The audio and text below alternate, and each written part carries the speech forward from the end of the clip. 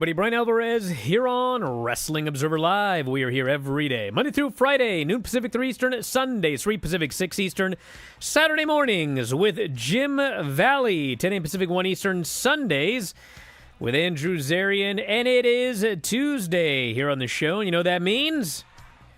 We got a lot to talk about. Raw last night. Very, very good episode of Raw. A couple of very, very good talking segments, including the New Day 10-year anniversary, which, man, it's one of those things where I thought I knew exactly where they were going, and they went exactly where I did not think they were going, and when I read about it, I was like, what? Because I just saw the headline, and I watched it, and I was like, my God, that was great! And I think I can see where it's going in the end, but we shall see. But we can talk about that show here today. It's a very, very good episode. We have got AEW Dynamite, which is taking place tonight. And, tomorrow. NXT is tonight. We'll give you the NXT lineup and the Dynamite lineup. And then we got a full week of shows, including a deadline show on Saturday for NXT. And then a bunch of Dynamite, special episodes. They got Winter is Coming. They got the Christmas shows coming up. And a lot of other stuff to get into. We got health updates, Maria Kanellis, Kevin Nash, Juice Robinson, and a number of others as well. Saturday night's main event this time and next time. We got some updated notes. AEW Dynamite viewership, which I will not spend a lot of time on, because we did plenty of that last night. But there's at least something to talk about. And plenty more. If you'd like to text us today, become part of the show, 425-780-7566. That is 425-780-7566. My email, f4wonline@gmail.com. I'm F4W Online, Threads, Instagram, and Cameo. At Bryan Alvarez on X and Blue Sky. Back in a moment with plenty more. Observer Live. Just a quick note before this free video. If you click like and subscribe, I'd be very thankful. I am going to channel the well-known, infamous roast of Bryan and Lance. Oh, my God. I vaguely remember this. Lance was a champion in virtually every company he has appeared in. While he did hold the distinction of holding 3 titles, that angle fizzled out faster than his podcast, Killing the Town. Wow. I now remember this utter disaster of a roast. Let's get Lance a chair to sit in. And as we do, could we also bring someone up here to show him how to use it? I remember that chair shot. I don't remember who it was on, but utter silence that this roast was met with. Tom, at least I was smart enough not to do those chair shots again. Bryan, besides me, there are others who I'm sure dislike you, like Vince Russo, Eric Bischoff, but I think you're great, like a guiding light or a father, which is why I'm not surprised when you screw me every week. The best-selling author of The Death of WCW. He had just completed his new book, for which actually Lance Storm wrote the foreword, which is 3 more than most wrestling fans know. Hideous. Atrocious. It must be hard when you look so young. If I didn't know better, I'd say you had your grandma's jeans. But actually, if the camera panned down, I bet Lance is wearing them. Anyways, let's start the show. Carmelo went for the La Mystica. Andrade went for the Message. It's actually not the La Mystica. It starts like a La Mystica, but the La Mystica is actually a submission, and he doesn't land in the submission. He just does the whole slam part and then jumps up. Yeah, the La Mystica is a tilt-a-whirl head scissor into a Fujiwara armbar. Into a Fujiwara armbar. The La Mystica is not the submission. Do not tell me I didn't say that was a submission. I said the La Mystica involves the tilt-a-whirl facebuster into the submission. The whole thing. Why are you so angry? Well, you just changed what you said and lied, right? Yeah. No, he doesn't land in a submission. He just slams them. So it's not a La Mystica. I believe that's the actual move. Okay, but whatever. Who cares? I just hope editor Sean pulls up the exact clip of you saying La Mystica's a submission and then denying it afterwards. La Mystic is actually a submission. I didn't say that was a submission. The Mystic is actually a submission? I didn't say that was a submission. Editor Sean.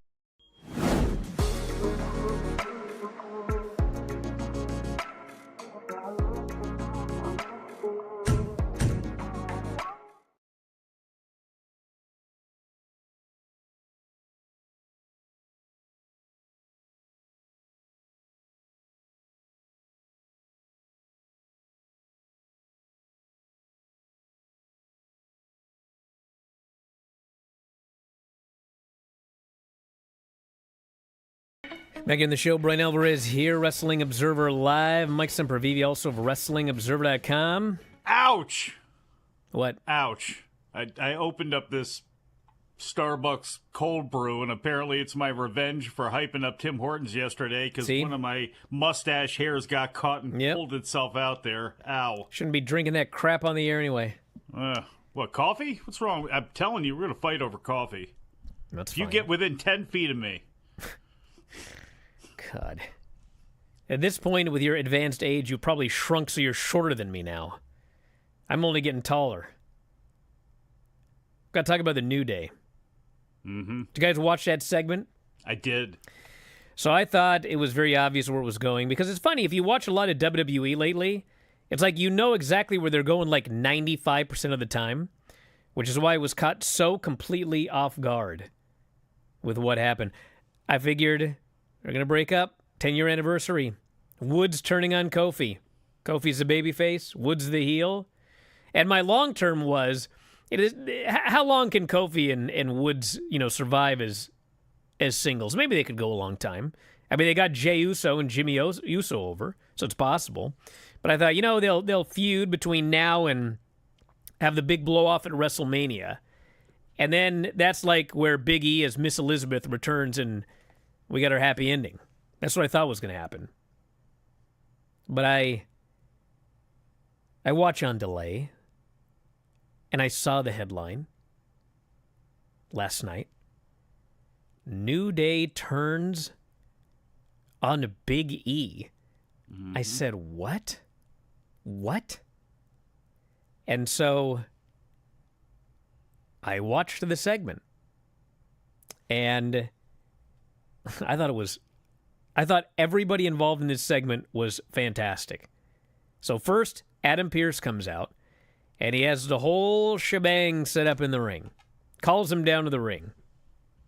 Woods talks about how being a part of WWE, being successful with the New Day more than he ever dreamed, wanted to come thank the fans. Kofi said we couldn't have done this without each other. Couldn't have done it without the fans. Fans chanted for Big E. Woods said, yeah, we miss him too. But we want to come out here, let the fans know that what is about to happen, what we're about to tell you, it's not your fault. We have nothing but love for all of you. We have talked. In light of what happened last week, we both feel when it comes to the New Day going forward, and out comes Big E. And he gets a big pop. And it's funny because, I saw Big E, and I was like, I don't know if I've seen this guy in years. Years.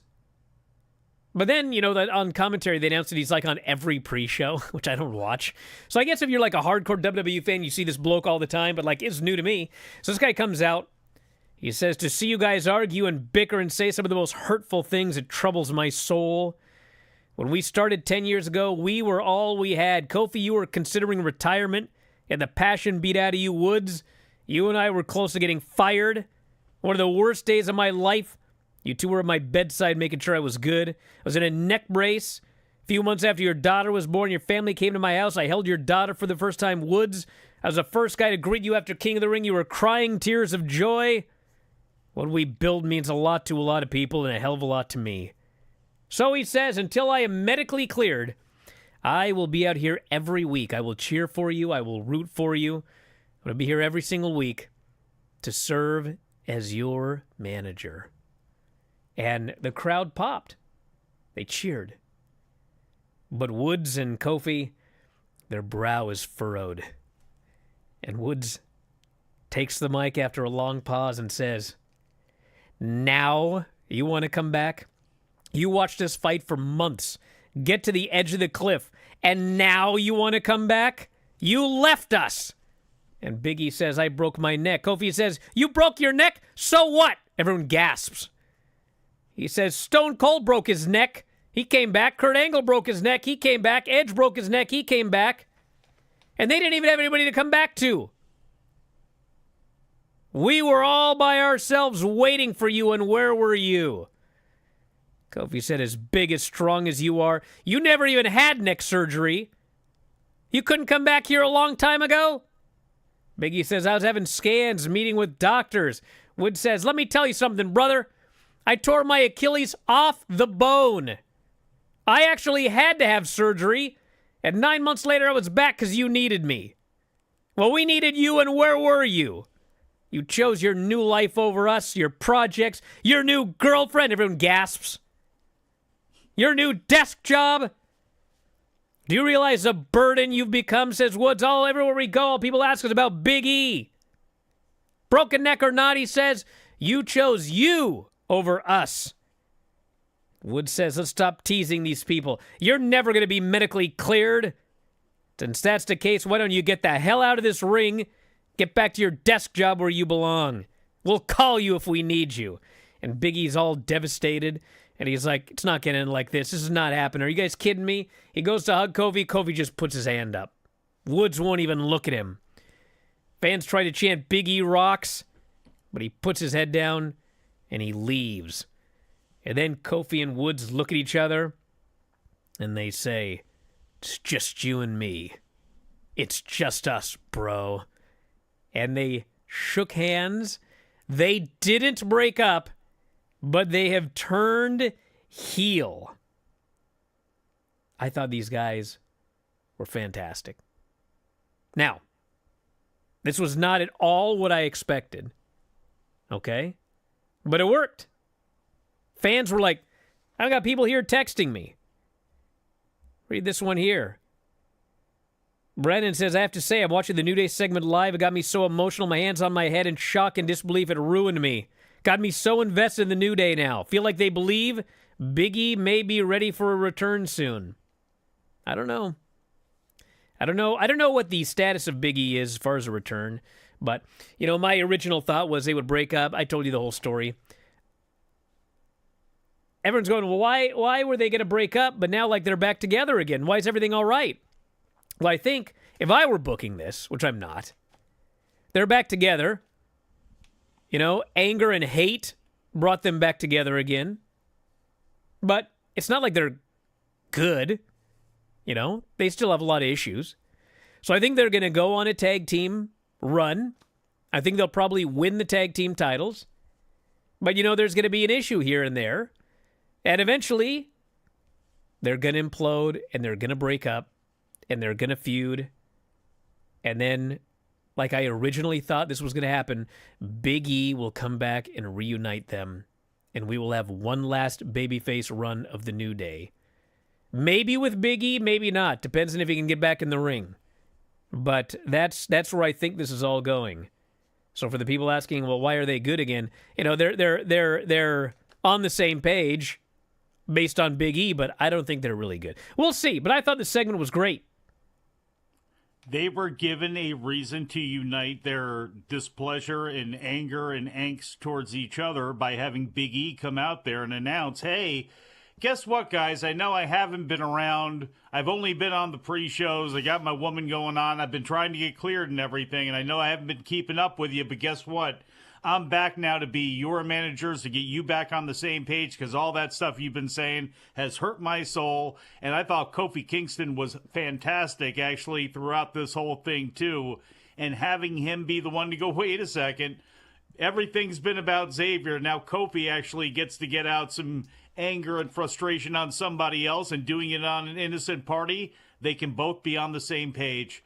And now they can both make it about them, and them going on a heel run in the tag team division will be a fresh coat of paint for the New Day. And I'm happy for it because I didn't want to see them get broken up either. I didn't want to see those two guys feud. It would just be another feud between two old partners. I would rather see them together, and you know what? If they go on a good enough run, I'd love to see after WrestleMania when they shake up rosters, a heel New Day against the Motor City Machine Guns. That's the type of match that would make me happy. Back in a moment with more Observer Live.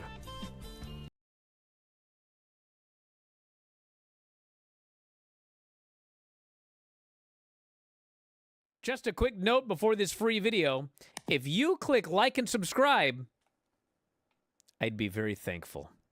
We all went to the AEW WrestleDream pay-per-view in the Tacoma Dome. What a dump. They've remodeled in the last 5 years. I don't want to watch a show in the Tacoma Dome. I'm over that part of my life. So this is all about I you. want Okay. It is all about me. It's my show. Yep. Sick of these crappy dumps. Rico. Yes. Rico Constantino. When Rico Constantino showed up on the screen, I almost fainted. If you would have slapped me with a bass, I would have been less surprised. A bass, Yeah. you say? Excuse me? You heard me. Now, you mean the fish or like a bass, the instrument? No, a bass. Well, he would have said a bass if he meant a bass. Shibata hooks a rear naked choke, and Shibata's shoulders were down, and the referee counted 3.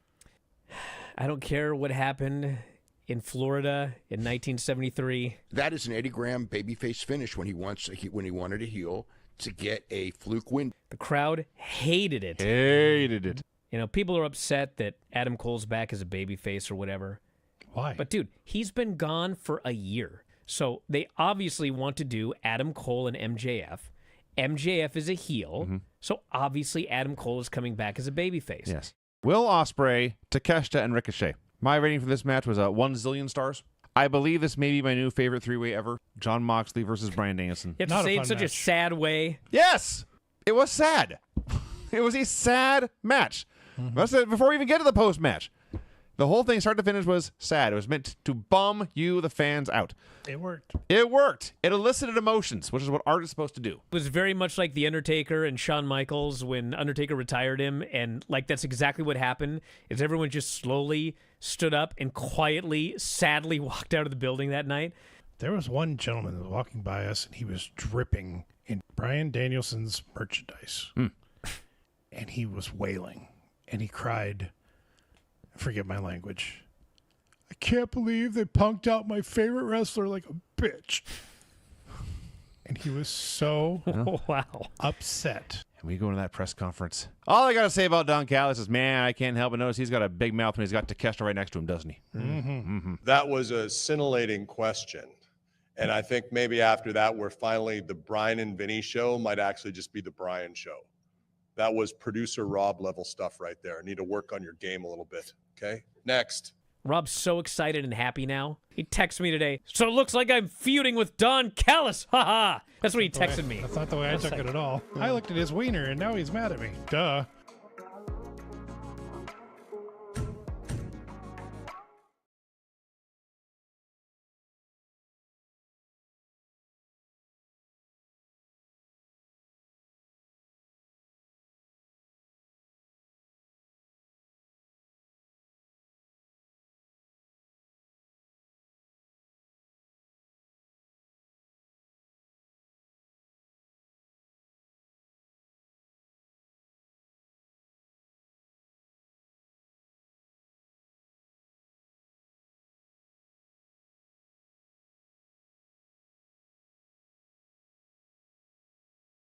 Bryan Alvarez here, Wrestling Observer Live.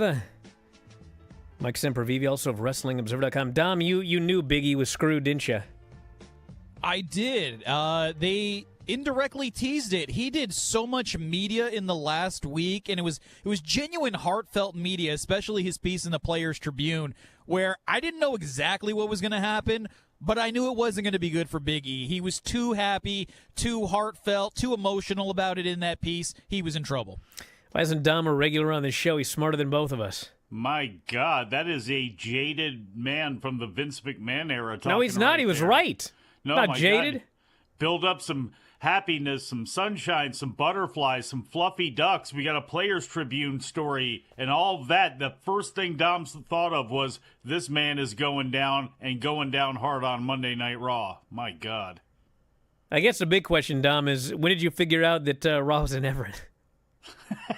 So I didn't watch the whole thing, but I had seen on Twitter what time in the show, because I get the West Coast feed like you do, what time the New Day feed was on, segment was on. So I put it on, I think, at like 8:45 before it, and in the upper right it said Raw, Everett, Washington, and I said out loud to my sister, who you've met, I wonder if Brian went, because he didn't really talk about it. Yeah, I think the better question is, Brian, what time did you find out it was in Everett, Washington? About 9 o'clock. Yeah, some guy on Twitter, very friendly chap. He goes, I got a suite here. You and Craig and Vinny want to come? And Vinny and Craig, they immediately respond, man, too far away, won't make it in time. So I immediately thought it was in Portland. I had absolutely no idea it was in Everett. And I had nothing to do between 5 and 7 p.m. when the show was airing. It could have been that guy's suite. I went to the gym, worked out, came home later, put the kids to bed, turned on the show. What? Angel of the Winds Casino? Yeah. Oh, well, I went Sunday. Do I really need 2 days in a row? I love the balance between how difficult it was to get tickets for Survivor Series, all the hoops you had to jump through. It wasn't difficult. I just bought them. No, but the hoop was not getting credentialed. Yeah, after not that ain't going to happen. Yeah, but then here, you got just hand you a ticket. Just show up, and you could be in a suite at a wrestling show. Which is not bad. At this point. It's like football. I'm sorry. I'm at the age where unless you're right on the field, like you have those Diageo dream seats or whatever they call them in a building near you, if I can't be right there, I want to be as far up as possible in the nicest, warmest, luxury, climate-controlled box, preferably with a free open bar and free food. Yeah, Chris Prime here goes, better than Spokane, huh? No, it was a show in the Tri-Cities. I was like, why in God's name would they run there? They sold no tickets and then they canceled it. Lo and behold, they run Everett. They sold the place out. Well. So maybe listen to me next time and don't go over that stupid mountain and book a show. Now, especially this time of year. Now, I got to say this too. Oh, boy. I just adjusted in my seat. I remember I used to go to UFCs, and I would hear these reporters crying about how they didn't get this access or they didn't get that access or whatever. Yeah. And I even hear it nowadays from different people that are reporting on wrestling. Oh, they didn't give me this, or we don't get. Bro, you remember when me and Dave were arguing about the overrun, yes. And I screamed, "It's not my job." Yes. And people are so stupid they didn't even understand what I was saying. What's not my job is fixing the overrun situation, okay? That's AEW and WBD's job. It's not my job. But my job is to, report on the shows. And you know what? If the show cuts off, if the DVR cuts off at 10 because they haven't fixed it, I'm going to report on that. That's my job. Not fixing it. But anyway, your job is to report on the shows. You see me crying about not getting credentialed? I mean, I brought it up a few times, but do you see me crying about it? No! I didn't get credentialed, so I bought a ticket. And I went up there and I did my job. Yeah. God. Oh, we didn't get this. Oh, we didn't get that. You should have done this in the 90s. You babies. God, you know what I got in the 90s? Zilch. Nothing. Absolutely, positively zilch. Nada. And I still did my job to the point I wrote a book about that whole era. 100,000 copies. Yeah. With no press access whatsoever. None. Sitting here telling me you don't get this or that from WWE. You ain't going to get nothing from them. Baby. You're lucky if you get anything. Same with you UFC blokes. Those UFC reporters crying that they didn't get this or that. You got in. Bro. They always had a nice dessert tray too. And if they did have good they did the tower catering. Yeah. Yeah, Oliver Kopp had to, he taught me the ledge real early about that. No, Chris Prime, I couldn't fix a DVR recording because I don't have a DVR. And you can't fix it on YouTube TV. Why are we talking about this? I know. Should I ban him? Yes. God. Because I know what you're talking about because I have YouTube TV. At least somebody does. 8 million people stream with YouTube TV. 8 million people. It is the #1 streaming system. Because it's awesome. In all of streaming. It's bigger than Sling. Get a TiVo. It's bigger than all of them. TiVo. And AEW does not record overruns on YouTube TV. So, if it were me and, this is the #1 streaming service with 8 million people, I'd make sure it frickin' worked. Maybe Tony's got stock in, Fubo or something like that. Fubo. All right, Chris, I accept your apology. He didn't know about this YouTube TV thing. Yeah, you can't add time. You can't do anything. It's going to record the show. And the show is 2 hours long.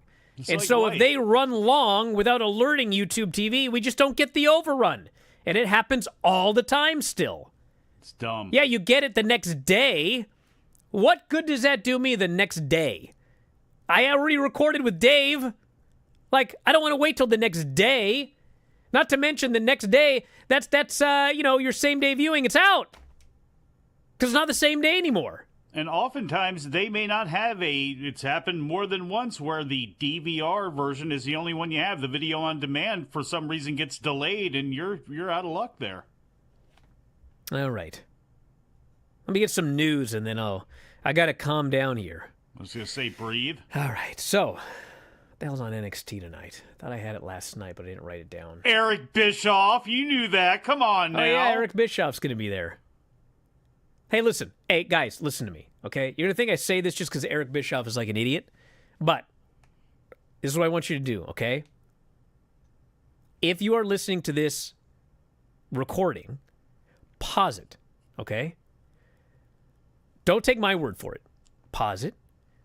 Go find last week's NXT on YouTube TV or whatever. Watch the segment where Eric Bischoff announces that he's going to be on the show this week. And see if you can figure out what the hell he's going to do. You can't. I watched that segment, and when it was over, I was like, okay, he's here next week. What in the hell is this guy going to be doing on the show? No clue. Well, now we have the answer because they advertised it. But the point is the setup for this segment, it pretty much sucked. Or is it here? What do you expect from a brand run by Ava? Well, that's true. She probably didn't even tell him what he was going to do at the time. All right, tonight's NXT, we got X-Pac appears. And then, if you haven't listened yet, this is your last chance. I'm going to tell you what Bischoff's going to do. Eric Bischoff mediates a face-to-face between Trick and Ridge. Okay. How did we get that after last week's segment? How? Well, maybe he'll do something when he gets there. They'll have a vignette at the beginning with him meeting with Shawn Michaels of I got ideas, turning it on, being full Bischoff, and hey, listen, maybe get something then. I think this guy's an idiot. I think everyone knows that. But you guys do not like each other. I am a fair man. I would not complain if he took Ava's job. Well, we have a tag team titled #1 Contenders Battle Royal.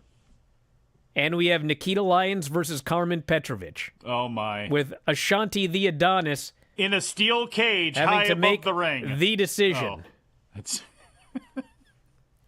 oh, my God. And Ashanti the Adonis on a pole match. It's coming. It's on its way. Maybe that's what Bischoff can announce tonight. Can you imagine X-Pac and Bischoff are on the same show together? Well, yeah. I like that Sean has a sense of humor. That's... All right, then we got Dynamite tomorrow. So it's sort of been clarified. The Dynamite Dozen Battle Royal is a battle royal. Can I ask you a question? Hold on. Kevin Nash just announced he was getting bicep surgery, correct? Well, he's got his bicep, he's got his shoulder, and he's got his back. Okay, is this just because, aging and his size and all that sort of stuff? Or was he planning on training to get back into TV shape? No, he's just a 65-year-old guy who's worked out his entire life, and you can't help it. Wasn't sure if he was going to show up with Sean and Eric, if there was a plan for that at some point. Except I at least figured out to lift light in my 40s. He's figured it out in the 60s. But me and Kevin will be on the same page about this one. Stop lifting heavy. Just stop. How do you feel about red wine? I don't drink it. Oh, sorry. He's a big proponent of that. So I know. Good for you. You don't like that? It's called cherry-picking studies. Oh, come on. Nah. Is Burgundy every night? Nah, I don't know if it's good to be drinking that alcohol every night. Plus, once you find out it's healthy, then you're drinking like a bottle. That's not healthy. Anyway. Actually, new guy, because, he used to be in the booze business and everything, where they came out with those studies, and this guy would drink, like, the big 4-liter bottle of, like, Gallo that was, like, grape juice, and he literally would double up on it because he did hear it was good for you. Back in a moment, Observer Live. Just a quick note before this free video. If you click like and subscribe, I'd be very thankful. It's Bryan Alvarez and Big Vinny V, and we hope that you enjoy the show. Should I do one more time? Huh? I played the entire song before realizing I had not hit record. I figured as much. So I had to start the entire show over again. Uh-oh. Is my internet down? My internet died. Yeah. All right. Stand by, everybody. Hi, everybody. We're back. And we're just gonna barrel on through, right, Vinny? What do we have on that Facebook thing?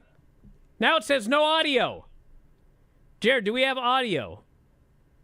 I can hear you.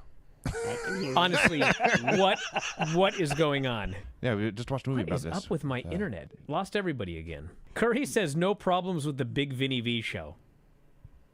His words. Not since the first one. I was going to say, the very first one was a many disaster. problems. Many problems. We've had quite a few. Yeah, and you know what I do? I just barrel on through. Bryan. Barrel on through should be the name of this show. What the hell's going on this week?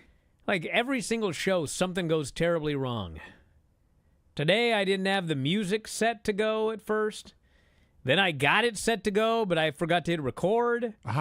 Finally, I hit record and got the song going right. Golly. One disaster after another here. We're starting 15 minutes late. I still can't find the video, Jared. Is it up? Where is everything? Granny's joining us here today via phone. We cannot connect our audio or video. It's a blank screen. I don't know what's going on. What are we doing? Should we just quit today? I don't know what the problem is, Granny. I don't know how to fix it. I don't know what's going on. We still have no video. I got a question. Where's the goddamn video at? You gotta fire Jared. All right, now it's up. Hello, everybody. This is the one you told me to do last week, Undertaker plus Psycho Kid. Okay. Are you done laughing? Yeah, we're done. Yes, Granny, I apologize. There'll be more. Then Psycho Sid comes out with blonde curly hair. Hard to pull. Lasts a while before he gets out of it. I had to give that a 10. A 10. Oh, wow. Undertaker won a match and a belt. That's a 10 on the Granny scale. Victor is still at it more than ever this week, as far as the soaps go. Hell of a report, Granny. All right. That was a 10 on the Granny soap opera report scale. Okay, just a minute. Jared, you're forgiven. Instead of suffering through the YouTube chat, click like and subscribe.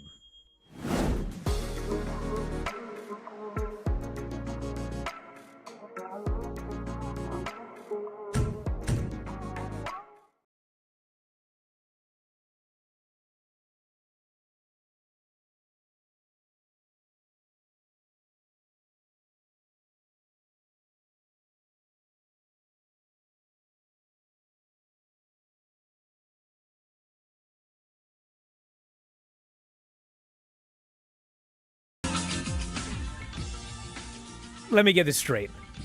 Yes. Kevin Nash is mad at me because I worked indies.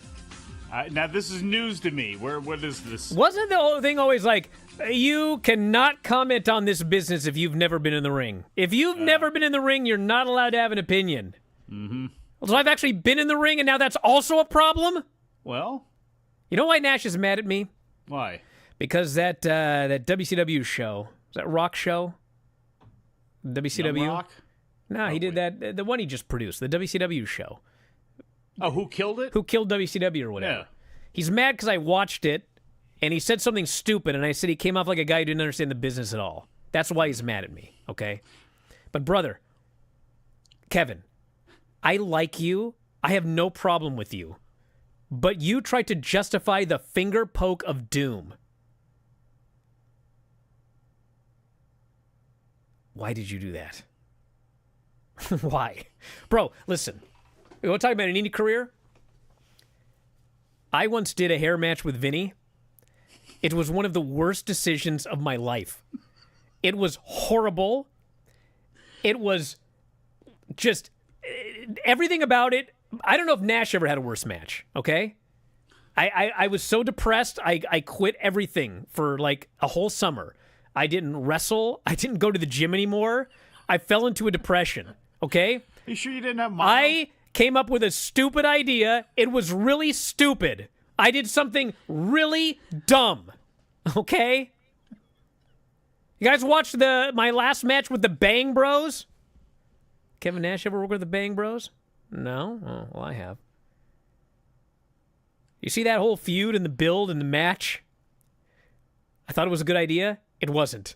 It sucked. It was an embarrassment to me. And when the whole thing was over, I grabbed the mic, and as a shoot, I screamed, I quit, and I've never wrestled again. It was a bad idea. It was stupid. It sucked. And if we weren't on Sports Byline, I'd use profuse profanity to talk about how bad it was. Why can't we just admit when something was a bad idea? I don't know. After that story, I'm starting to come around to him being anti-you as an independent wrestler, because apparently, my God. Bro, the finger poke of doom was a stupid idea. It was a disaster, okay? Why are we defending that? That's why he said he doesn't understand this business. If he would have just gone on TV and said, you know what? I thought it was a good idea at the time. It clearly wasn't. You live and learn. I never would have said it. But he defended the finger poke of doom. It is indefensible. Anyway. I got to be honest. I hope he gets well soon. I hope he gets all of his surgeries. I hope he's back 100%. I don't like to see people hurt. I hope he can lift heavy again, even though he shouldn't. I don't. Clearly. I wonder in today's day and age if you can get an NIL deal from WWE or WWE ID deal. Me? For being the baddest bouncer at the Gold Club. Because, I mean, that's how he got into the business. So, I got to be honest, that's a lot better than getting beaten up by, like, Tim Flowers and Buddy Wayne and all those guys. So maybe Kevin Nash did have it right, Brian. Maybe he had it right. He's wrong about the finger poke, but he's right about, independent wrestling and you specifically. Gee, thanks. Anyway, Maria Kanellis. Moving on. She had a mass on her adrenal gland, a rare tumor, a pheochromocytoma. Ooh, not good. Cancerous. So that's good news. And incredibly grateful heading into the holiday season. Cancer-free, she says. Apparently this tumor, 3 to 8 people get it out of 1 million. That's amazing. Yeah. Oh, man. Thank God they caught this thing earlier. Whatever. Jesus. As noted, Kevin Nash has a torn biceps and his shoulders all messed up, and he has a bad back. So hopefully he gets all that worked out quickly. And Juice... The bad back, I don't know, at his size and at his age, that really sucks. I hate to hear people with back problems at any age, but especially as you get older and there's nothing you can do about it. Well, hey, listen, if he's got a bad back, I'll give friendly advice, because I'm a nice guy. Kettlebells. Not kidding. It's not heavy. And do a bunch of kettlebell swings. Find someone to teach you good form. Start light. Work your way up. Nothing better for your back. And that's coming from somebody who had a bad back for at least a decade. I tell you what. And now I have no back problems whatsoever. Filthy Tom Lawler is going to see Eric Bischoff at that MLW show that's coming up. Maybe Filthy can pass on the information because he is a master and king of the kettlebells. So he could actually provide some help. A master of the kettlebells. Saturday night's main event. So we got the first one coming up in 2 weeks. And that Saturday night's main event has Cody Rhodes versus Kevin Owens for the WWE title, Gunther and Finn Balor for the World Heavyweight title, Liv Morgan and Io Sky for the Women's World title, in the finals of the Women's U.S. title tournament. So that might be all of them. It's a 2-hour show, 8 to 10, December 14th, on NBC. And probably do a pretty damn good number, I would think. And then we've got the second one, which we've been talking about for a while. It will be airing before the Royal Rumble, January 25, 2025, on NBC, a week before the Rumble, so they'll probably shoot a huge angle there. And, that's the date that, like Dave says here, the date has been there for a while. WWE confirmed it. The deal is when they get the date from NBC, that is the date they run. They do not run NBC. NBC is the one who makes the choice. They are the higher power in this one. He almost is writing like this is a bad thing. I can't think of anything better than an NBC Saturday night's main event a week before the Royal Rumble. When is the Netflix debut? Is that the 28th? That's the first. Okay, it is going to be the first. I wasn't sure if that took place during the month too, but no, absolutely. Anything that you can get at that level, even if it doesn't work, even if nobody watches, take the opportunity, leading into, again, forcing people, hey, we're on Netflix now. Make sure you do that. And, oh, yeah, we got our Synergy and our SmackDown show, which could be 3 hours by then. Make sure you tune into that and Royal Rumble and all they'll build into to WrestleMania. Fantastic. So then we got the Dynamite numbers from the night before Thanksgiving, 536,000 and a .15. And it's not good. It's not good. No. To be fair, last week's number was like they were jumping for joy at the night before Halloween number last year because everybody thought it was going to die, and it actually did really good. So, but here's the thing: it's an aberration last year. But no, well, this is not a great number. It's not.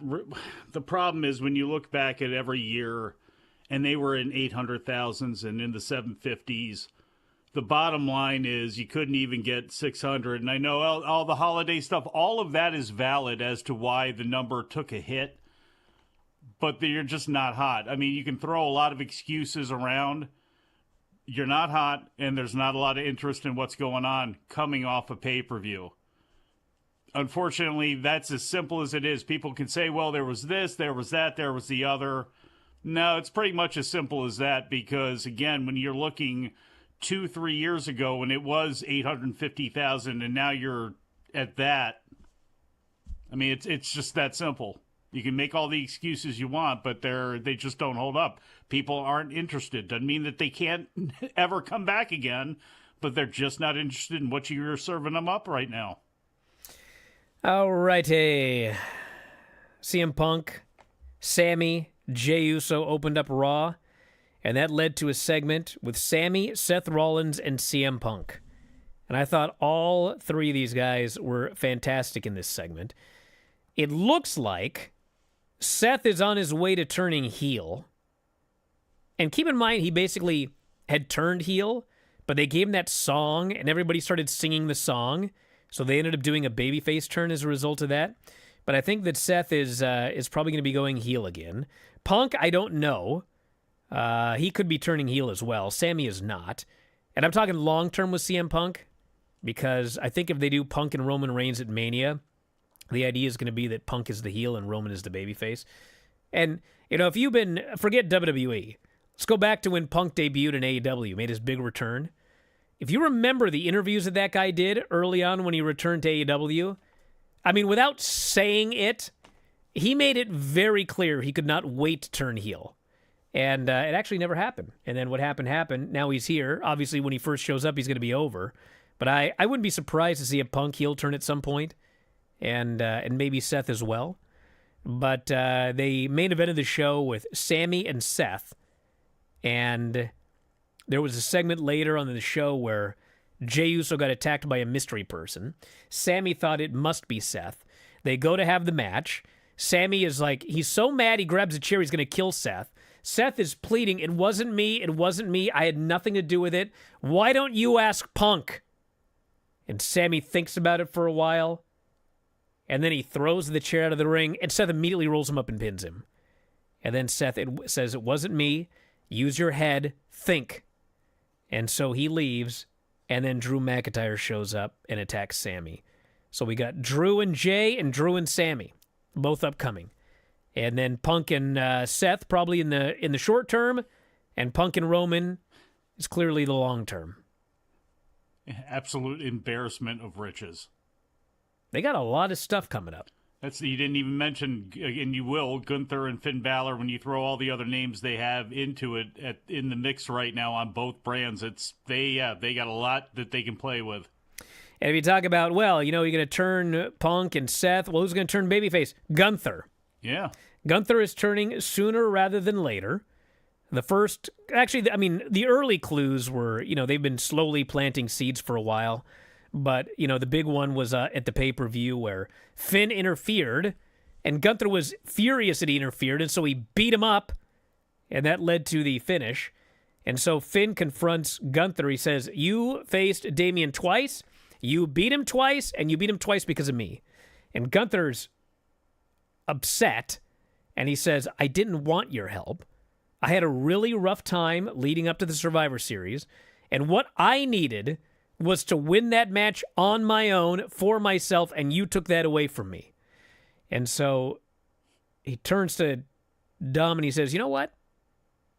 Finn, you've never beaten Priest. Dom has. I think Dom deserves a shot. And it wasn't a title match, but they did Gunther versus Dom. Gunther beat him. Finn attacked Gunther afterwards, laid him out 3 coup de grace, and they announced that Gunther and Finn is taking place at Saturday night's main event for the title. And Adam Pearce added, as Finn is asking for a title match, Adam says, listen, you're not even defending the title you have. Now you want another title shot? He says, luckily for you, Gunther wants that match, so I'm going to make it. But next week, we're going to talk about your other title. So Finn's going to have to be defending 2 belts, or at least fighting in 2 championship matches. Another thing they have cooking is at some point, Finn Balor and Dominic are going to go at it, because look at the faces that Dominic has given Finn every time out. And yes, you got the Liv Morgan aspect of that too, and you have to square that up as far as what you do with her. But the fact is, at some point, Dominic's going to end up being a babyface in a feud with Finn Balor, and that's going to end up being really, really fun. Stepping away from Raw, they didn't advertise West Coast. It's Coast to Coast on Wednesday. Is that Dynamite? Dynamite's live on both coasts Wednesday? Well, it was last week. Is that one of the excuses? It wasn't? Okay. Back in a moment. Observer Live. Just a quick note before this free video. If you click like and subscribe, I'd be very thankful. Well, we reviewed SmackDown yesterday, Tom, and you don't even get SmackDown. You're very, you know how you are. Fine. Whatever. I don't care. Whatever. That's your impression of me? Yeah, that's my impression of you. Wow. So what are we, at least, I hope you at least watch a SmackDown main event. I watched the entire show. Okay, because there's a lot of people that still like your review, Tom. I went on the board, and I saw 2 people. Yeah, do you go on Twitter? Yeah, I do go on Twitter, You read my emails? I do go on the Twitter. Text messages? I mean... Do you go on Twitter? Because if you do, yes. You would have seen one of the greatest moments in world history. In world history, really. World history. Frank Tate walked away the victor of the fight, but he walked away an even bigger winner when it comes to life. This man completed what I would say is the best high five, the best dap up in the history of the galaxy. This man had his dog. And when I say dog, barely a dog. I mean D-O-G and D-A-W-G. This was a dog, baby. The dog was so proud.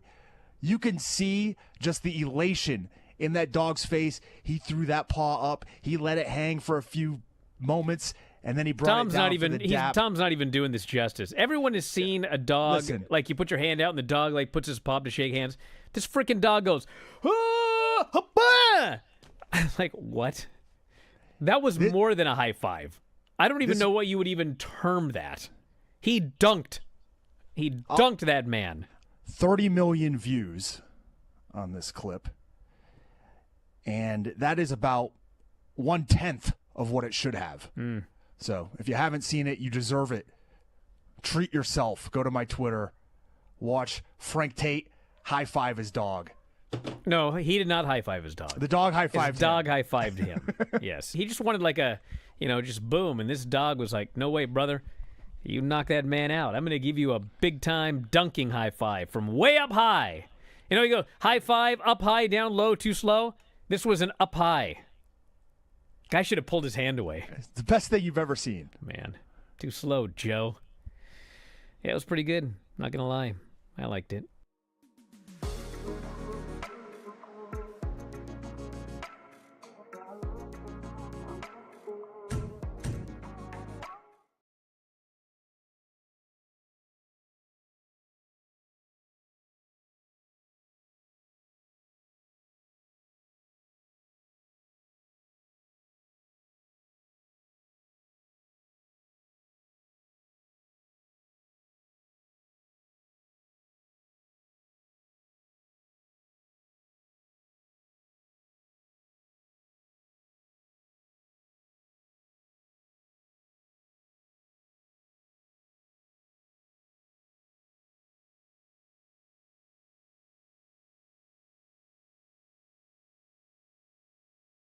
The show, Bryan Alvarez here, Wrestling Observer Live. I'm Mike Sempervive, also of WrestlingObserver.com. Hey, guys, want a cameo? I do them. At Bryan Alvarez on Cameo. Done almost 500 of them, moving up high on the leaderboard. All 5-star ratings. So if you want a personalized video, Cameo.com, F4W online. So check it out. I have fun doing them. I give you your money's worth. Although they've added a new thing on Cameo, they actually have a timer now. So the days of doing 12-minute cameos for people, I can't do anymore. They don't let you go along. Oh, man. It's still going to be a very, very good length of time. But I think I once did one that was like 16 minutes, and they won't let you do that anymore. They put that little timer thing up there at the top. So anyway, yeah, I'm an outranked Joe Piscopo. That's true. So check it out. Tonight's the Bryan and Vinny show also. Mid-South Wrestling. It's taking place tonight on the show. And we may or may not have Granny. I'm not sure yet. She was originally going to move today or tomorrow, but now it looks like she may not move for 2 weeks. And so if that's the case, I may be able to talk her into doing it here tonight. But the 0126 E2, I can't even read what Sean's saying right here. Trying to figure out what Mid-South we're watching here tonight. Go to the front page. I'll tweet it here in a second, all right? It's Bryan Alvarez on X. Because some of these are available also on, some people find them on YouTube. YouTube. Yeah. It's January 26, 1984. That's all you got to figure out. Okay. And then we'll review NXT here on the show tomorrow and all that kind of good stuff. So anyway, we got to wrap it up. The chat's bored. Killing everybody. Thanks, Mike, as always. Callers and listeners in the studio. We'll talk to you next time. Wrestling Observer Live.